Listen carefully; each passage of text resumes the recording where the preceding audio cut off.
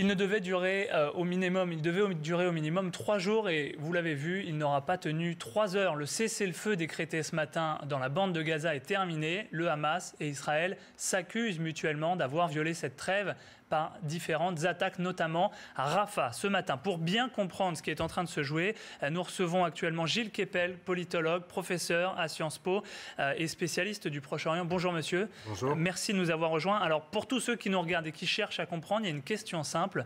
Pourquoi décider de trêve? C'est long de se mettre d'accord pour une trêve si c'est pour la briser immédiatement.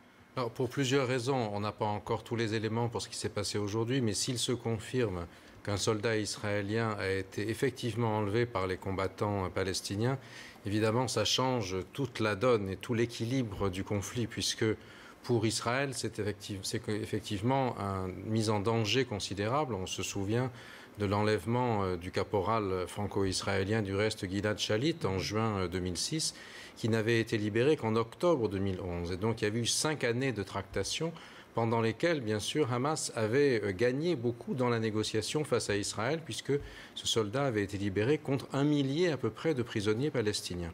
Et donc le fait de posséder un prisonnier israélien, si cela s'avère, et il semble que, au vu des informations dont on dispose en ce moment, que l'armée israélienne a relancé l'offensive au moment où elle diffusait cette information, alors on peut comprendre effectivement que le gouvernement de M. Netanyahou ne peut pas donner l'impression d'une faiblesse. L'Israël est mobilisé par les journalistes de télévision, etc., en faveur de l'offensive si cette nouvelle est avérée. Donc ça, c'est un élément à mettre au conditionnel, mais vu les annonces qui ont été faites, c'est sans doute probablement le cas d'ores et déjà. Et puis par ailleurs, aucun des deux n'a véritablement réalisé ses buts de guerre, ni Hamas ni Israël, c'est-à-dire pour Israël la destruction des batteries de missiles et pour Hamas la levée du blocus, le départ d'Israël, et surtout, il n'y a pas pour l'instant de médiateur crédible. Jusqu'alors, quand il y avait eu des incidents, des attaques du même ordre, par exemple l'opération Plomb durci en 2009, c'était l'Égypte qui avait servi de médiateur. L'Égypte de M. Sisi a été relativement marginale et silencieuse. Quand elle avait voulu imposer une trêve, ça n'a pas été accepté par le Hamas. Il semble que désormais, l'Égypte est en train de revenir dans le jeu. Et demain, et c'est ce qui a été annoncé tout à l'heure, l'autorité palestinienne enverra des gens au Caire. Et sans l'Égypte, de toute façon, il ne peut pas y avoir de solution. La première des solutions, bien sûr, c'est la question humanitaire, avant même toute affaire qui a trait à la solution politique. Il y a des milliers et des milliers de blessés à Gaza. Les informations qu'on a de Médecins sans frontières et ailleurs indiquent que la situation est absolument épouvantable. Il faut trouver une solution pour évacuer un certain nombre de ceux-ci qui ne peuvent pas rester dans des hôpitaux qui sont surchargés où les maladies risquent de se propager.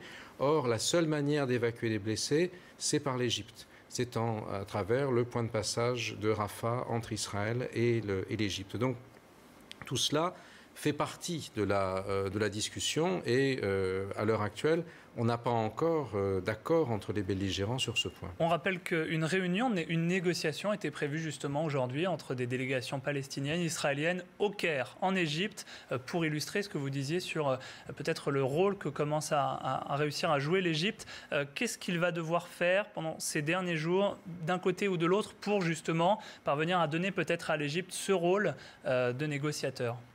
D'abord, tout va changer s'il y a effectivement un militaire israélien qui est capturé. Et c'est l'Égypte, il faut se rappeler, qui avait joué le rôle essentiel de médiation pour parvenir à la libération du caporal Gilad Shalit. Et ce qui va se passer demain en dépendra très largement. Mais pour l'heure, Hamas et les Israéliens ne négocient pas. Et surtout, ce qu'on ne sait pas véritablement très bien, c'est dans quelle mesure Hamas présente un front uni et dans quelle mesure, au contraire, les combattants palestiniens aujourd'hui sont divisés entre plusieurs factions. On sait bien sûr que le Hamas d'un côté et le djihad islamique, puis d'autres groupes, ne sont pas soumis à la même autorité politique. Et d'autre part, à l'intérieur du Hamas même, vous avez Khaled Meshal qui est présent à Qatar, qui est le principal dirigeant, M. Abou Marzouk qui est présent au Caire, et par ailleurs les différentes brigades à Izzeddin el-Qassam qui lancent les missiles qui portent aussi le nom de Qassam, qui est le nom d'un résistant islamiste à l'implantation juive en Palestine autrefois. Eux ont leur propre logique. Donc qui, par exemple, si le soldat a été pris, qui l'a capturé, aux mains de qui se trouve-t-il?